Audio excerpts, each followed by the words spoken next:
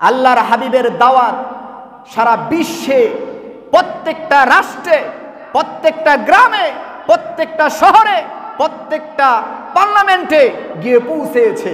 কিন্তু ওনার আপন চাচা এই আবু লাহাব কখনো কি করে নাই?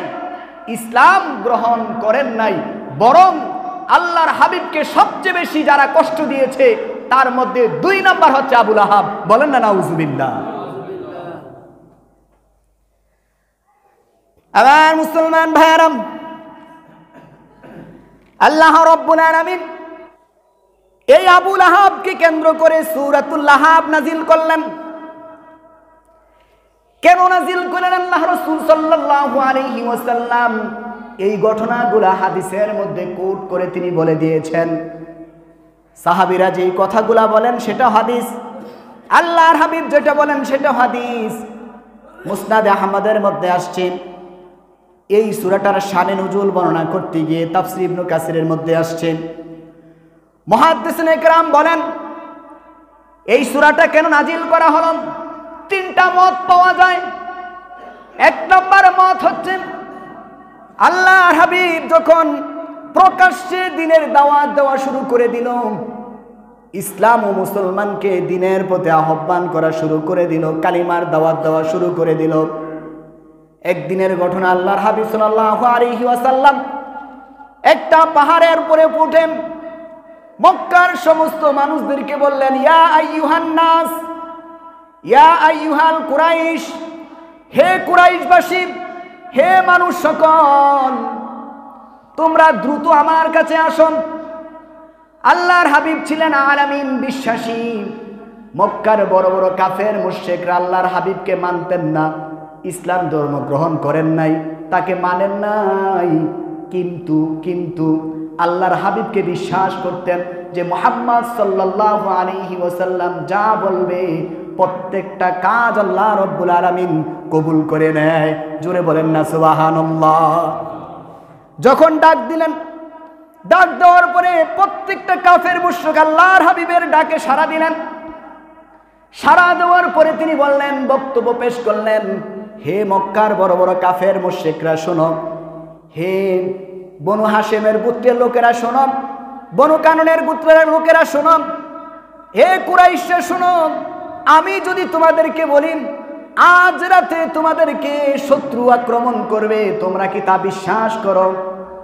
এক বাক্যে প্রত্যেকটা মানুষ বলল, মুহাম্মদ তুমি যেই কথা বলেছ বিনা দলিলে আমরা বিশ্বাস করলাম।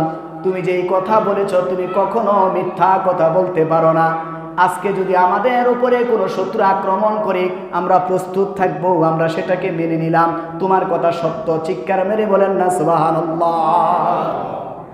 আল্লাহর হাবিব ডাক দিয়ে বলেন, হে কুরাইশরা শোনো, যদি আমার এই কথাটাকে তোমরা সত্য মনে করো, যদি সত্য ভাবো, তাহলে আমি তোমাদেরকে একটা আদেশ দিচ্ছি, একটা অনুরোধ করছি, তোমাদেরকে এক কালিমার দাওয়াত দিচ্ছি।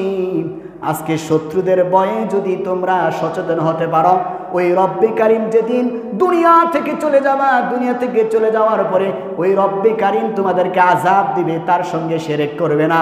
কালিমা লা ইলাহা ইল্লাল্লাহু মুহাম্মাদুর রাসূলুল্লাহ, এই কালিমার নিচে, এই ইসলামের নিচে, ইসলামের ছায়াতলে তোমরা চলে আসো। এই কথাটা যখন বললেন, মক্কার কোনো বড় বড় কাফের মুশরিকরা প্রতিবাদ করলেন না। একমাত্র কেবলমাত্র আল্লাহর হাবিবের আপন চাচা আবু লাহাব ডাক দিয়ে বলো, হে মুহাম্মদ তুমি ধ্বংস হও। আল্লাহর হাবিবকে যখন ধ্বংস হও কথাটা বলল, বলার সঙ্গে সঙ্গে আল্লাহ রাব্বুল আলামিন তা সহ্য করলেন না। চিৎকার মেরে বলেন না সুবহানাল্লাহ। এ মুহাম্মদ তুমি ধ্বংস হয়ে যাও।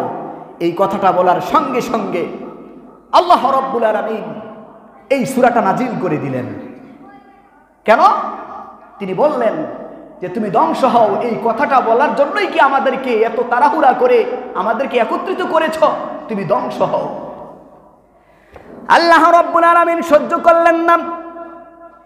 শানে নুজুলের মধ্যে আসছে একটা কারণ, আল্লাহ রাব্বুল আলামিন এই সূরাটা নাজিল করলেন। আরেকটা কারণ হচ্ছে আল্লাহর হাবিব সাল্লাল্লাহু আলাইহি ওয়াসাল্লাম যখন ইসলামের দাওয়াত দেওয়া শুরু করে দিলেন প্রকাশ্যে, প্রকাশ্যে দাওয়াত দেওয়া শুরু করে দিলেন। দেওয়ার পরে তিনি একটা কৌশল অবলম্বন করলেন। কৌশলটা হচ্ছে এমন, তিনি মক্কার বড় বড় কাফের মুশরিকদেরকে একটা খাবারের আয়োজন করলেন, খানার আয়োজন করলেন, খাবারের আয়োজন করলেন। গোস্ত বুনা টুনা করে সবচেয়ে উন্নত মানের খাবার তাদেরকে খাওয়ালেন। খাওয়ানোর পরে আল্লাহর হাবিব প্রত্যেকটা কাফের মুশরিকদেরকে, অন্য হাদিসের মধ্যে আসে 3 দিন আল্লাহর হাবিব তাদেরকে খাবারের ব্যবস্থা করলেন। কথাটা বলার আগেই তারা চলে যায়, খাবার দাবার শেষ, তারপরে চলে যায়, কথা বলার কোনো সুযোগ দেয় না। 3 দিনের দিন আল্লাহর হাবিব খানাবিনা শেষ করার পরে বড় মজলিসের মধ্যে বললেন, আমি আল্লাহর হাবিব, আল্লাহ রাব্বুল আলামিনের পক্ষ থেকে আমি আল্লাহর রাসূল, আমি তোমাদেরকে দাওয়াত দিচ্ছি এক কালিমার, আল্লাহর ইবাদত বন্দেগী করো, এই মূর্তি পূজার ইবাদত বন্দেগী করো না।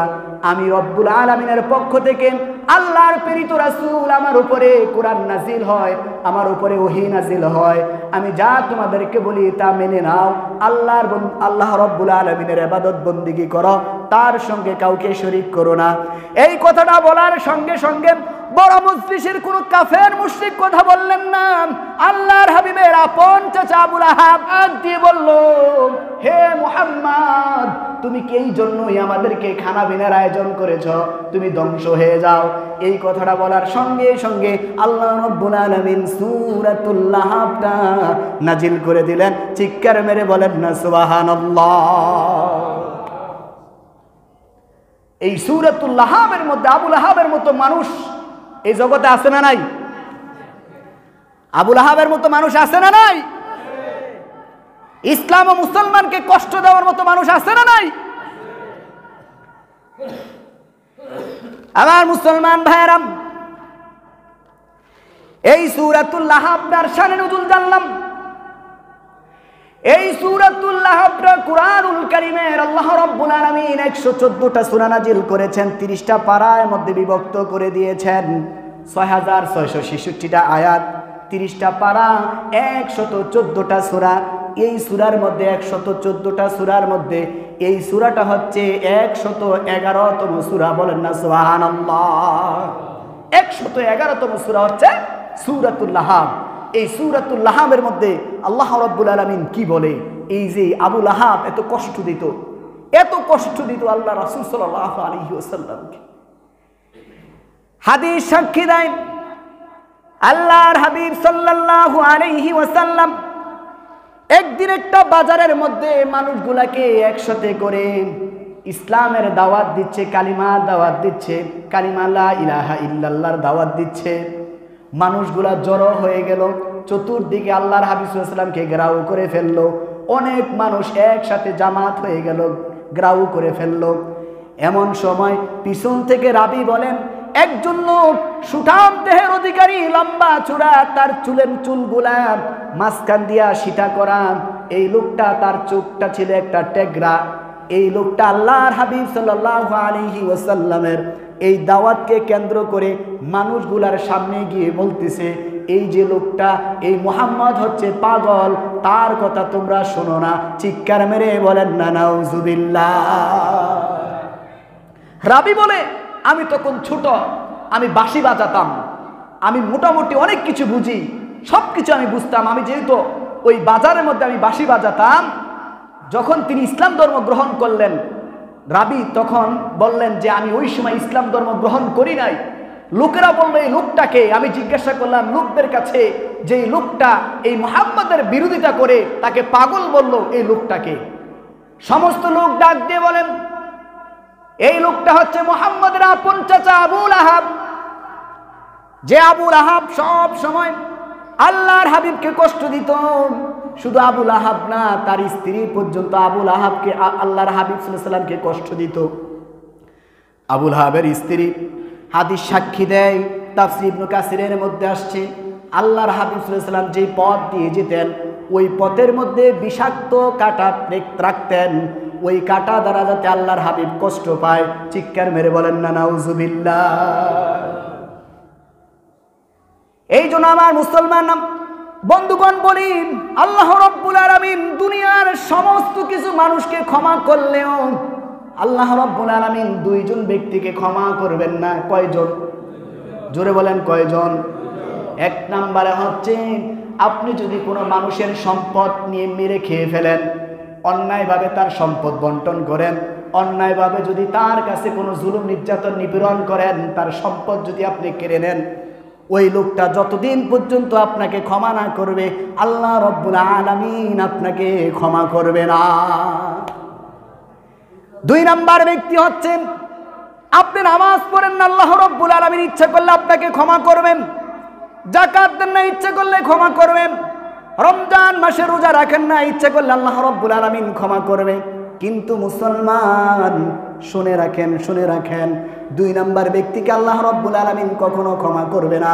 যেই ব্যক্তি আল্লাহর হাবিব সাল্লাল্লাহু আলাইহি ওয়াসাল্লামের মনে কষ্ট দেয়, আঘাত করে, শানে রিসালাতের উপরে কলম ধরে তাকে কটুক্তিমূলক কথা বলে, ওই ব্যক্তিকে আল্লাহ রব্বুল আলামিন কখনো ক্ষমা করবেন না। কারণ আল্লাহ রব্বুল আলামিন বলে দিয়েছেন, যদি এরকম ভাবে কাজ করে, আল্লাহ রব্বুল আলামিন কুরআনুল কারীমের মধ্যে বলেন, ইন্নাল্লাযীনা ইউযুনাল্লাহা রাসূলাহু লা'নাহুমুল্লাহু ফিদ দুনিয়া ওয়াল আখিরাহ ওয়া আ'আদ্দা লাহুম আযাবান মুহিনা।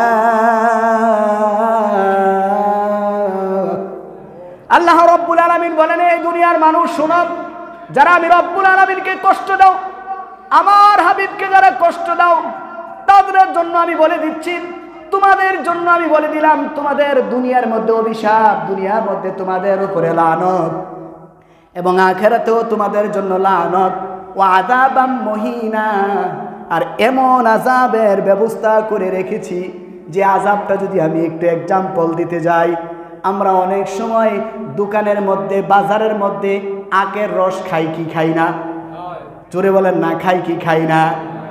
আখের রস যখন খাই তখন মেশিনে আখটাকে কেমন চাপে কিনা, চাপার পরে ফেনা বাইর করে ফেলে, একবারে পুরা চূর্ণ বিচূর্ণ হয়ে যায়, ওই আখটার মধ্যে কোনো রস থাকে না।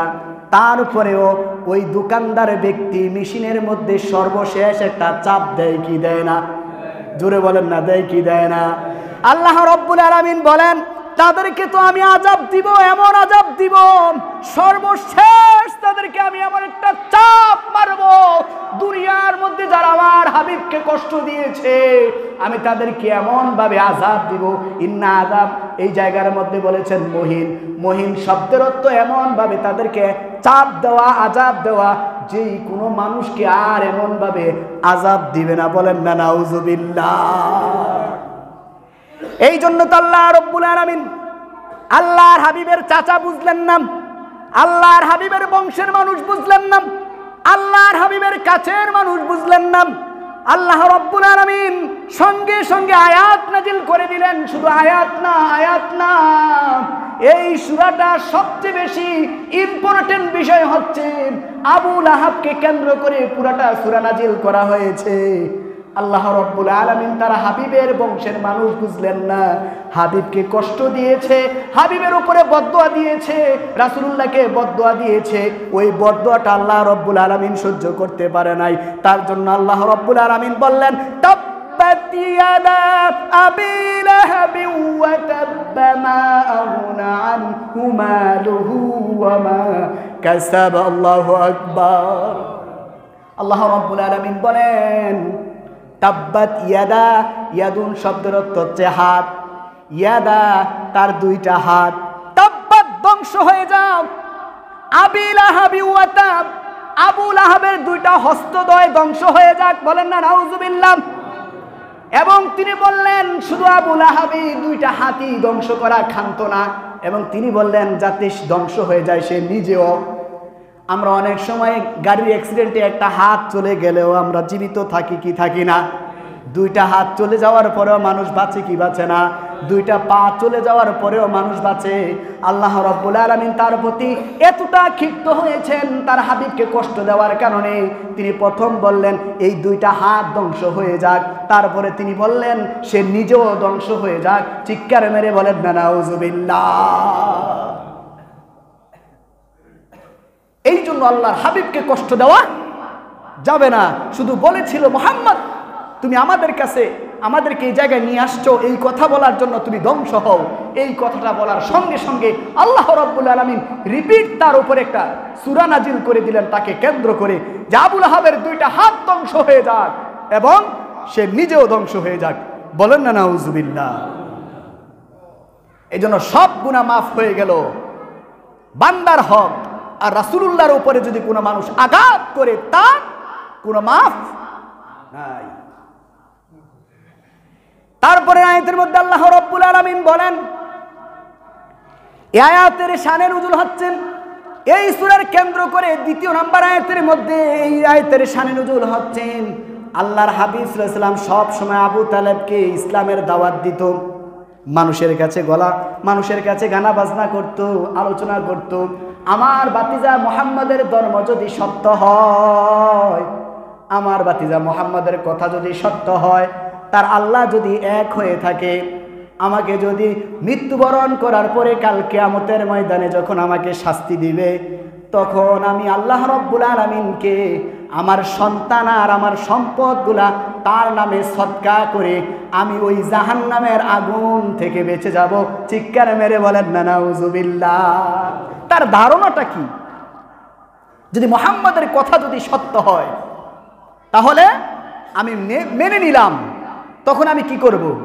আমি আমার সন্তান এবং আমার সম্পদ এই দুইটা জিনিস কিয়ামতের ময়দানে আল্লাহ রাব্বুল আলামিনকে সদকা করে, দান করে, ওই দানের বিনিময়ে আমি জান্নাতে চলে যাব। বলেন না নাউজুবিল্লাহ। মূর্খ মানুষের কথা, ঠিক কিনা? এই জন্য আল্লাহ রাব্বুল আলামিনের পরের আয়াতের মধ্যে বলেন, তাব্বাত ইয়াদা আবি লাহাবি ওয়া তাব মা আগুনা আনহু মালুহু ওয়া মা কাসাব। মাল শব্দের অর্থ হচ্ছে সম্পদ। মা আগুনা আনহু মালুহু ওয়া মা কাসাব। আবু লাহাবের এই মাল, ধন সম্পদ আর তার সন্তান সেদিন কোনো কাজে আসবে না। চিৎকার মেরে বলেন না সুবহানাল্লাহ। আর মুসলমান ভাইরা, শুধু তাই নয়, এই আবু লাহাব তো আল্লাহর হাবিবকে সব সময় কষ্ট দিত। কষ্ট দেওয়ার আরেকটা কারণ হচ্ছে, আবু লাহাব যখনই কষ্ট দিত, অনেক সময় আমি যখন কোনো একটা কাজ না পারি, আমার সাথে একজন মানুষ যোগান দেয় কি দেয় না?